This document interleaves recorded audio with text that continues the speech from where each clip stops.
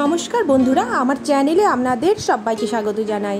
আজ আমি আপনাদের সাথে শেয়ার করব একদমই অন্যরকম একটা রেসিপি। অনেক সময় আমাদের কি হয়, ভাত হয়তো বেশি হয়ে যাচ্ছে, তো সেই ভাতটা আমরা কি করছি, পরের দিনে ফেলে দিচ্ছি। তো সেটা ফেলে না দিয়ে একবার অবশ্যই এই রেসিপিটা বানিয়ে দেখবেন। তাহলে চলুন রেসিপিটা শুরু করা যাক। সবার প্রথমে আমি একটা প্যানে দিচ্ছি সর্ষের তেল।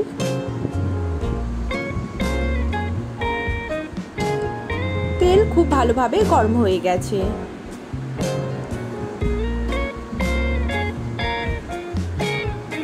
এবার এখানে আমি নিচ্ছি দুটো ডিম।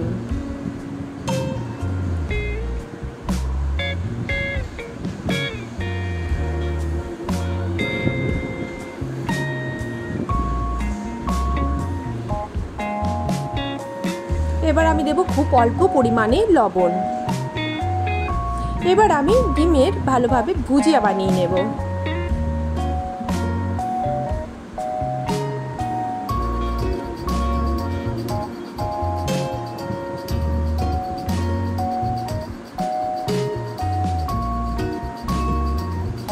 ডিমের ভুজিয়া একদমই রেডি হয়ে গেছে। এবার আমি এটাকে রেখে দিচ্ছি। এবার আমি ওই প্যানে দিচ্ছি সর্ষের তেল। এবার আমি দিলাম কিছু গোটা জিরে, একটা শুকনো লঙ্কা।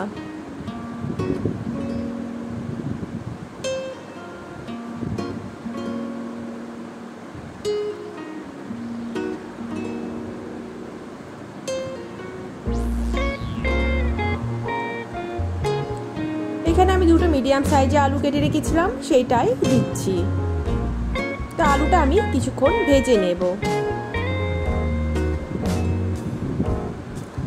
এখানে আমি ঢাকা দিয়ে কিছুক্ষণ আলুটা ভেজে নেব, 2 মিনিটের জন্য রেখে দেব। আবার কিছুক্ষণ আমি আলু ভেজে নেব। তো আলু কিছুক্ষণ ভেজে নেওয়ার পরে এখানে আমি একটা মিডিয়াম সাইজের পেঁয়াজ ছোটো করে কেটে রেখেছিলাম, সেটাই দিচ্ছি। পেঁয়াজটা দেওয়ার পর আমি আবার কিছুক্ষণ ভেজে নেব।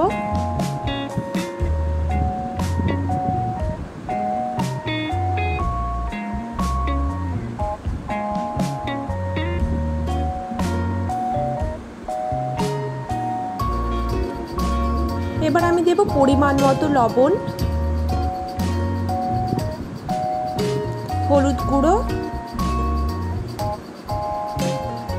হাফ টিস্পুন জিরে গুঁড়ো। এবার কিছুক্ষণ কষিয়ে নেব।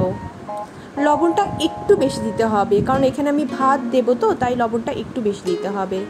তো আমার খুব ভালোভাবে ভেজে নেওয়া হয়েছে। এবার আমি দেব কিছুটা কাঁচা লঙ্কা। আমি এভাবে ছোটো ছোটো করে লঙ্কাগুলো কেটে রেখেছিলাম, সেটাই দিচ্ছি।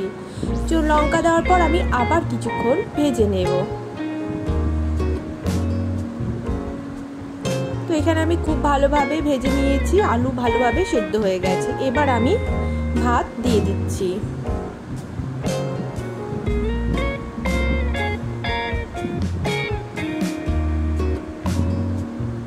খুব ভালোভাবে মিশিয়ে নেব।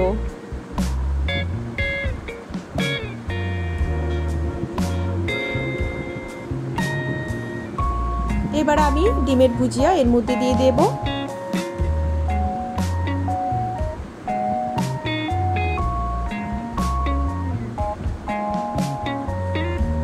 খুব ভালোভাবে মিশিয়ে নেব।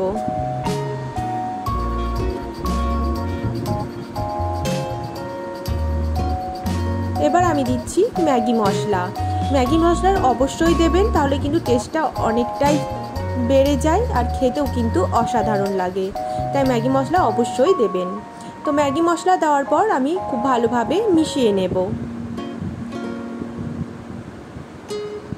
খুব অল্প সময়েই কিন্তু এটা বানিয়ে নিতে পারবেন, আর খেতেও কিন্তু বেশ ভালো লাগে। তো অবশ্যই এই রেসিপিটা একবার বানিয়ে দেখুন। আর রেসিপিটা একদমই রেডি হয়ে গেছে। কেমন লাগলো অবশ্যই কমেন্টে জানাবেন। এটা কিন্তু আপনারা ব্রেকফাস্টেও খেতে পারবেন। হাতে সময় কম থাকলে এটা অবশ্যই একবার বানিয়ে নিন। আর রেসিপিটা কেমন লাগলো অবশ্যই কমেন্টে জানাবেন। আর যারা আমার চ্যানেলটিকে এখনো সাবস্ক্রাইব করেনি, সাবস্ক্রাইব করার অনুরোধ রইল।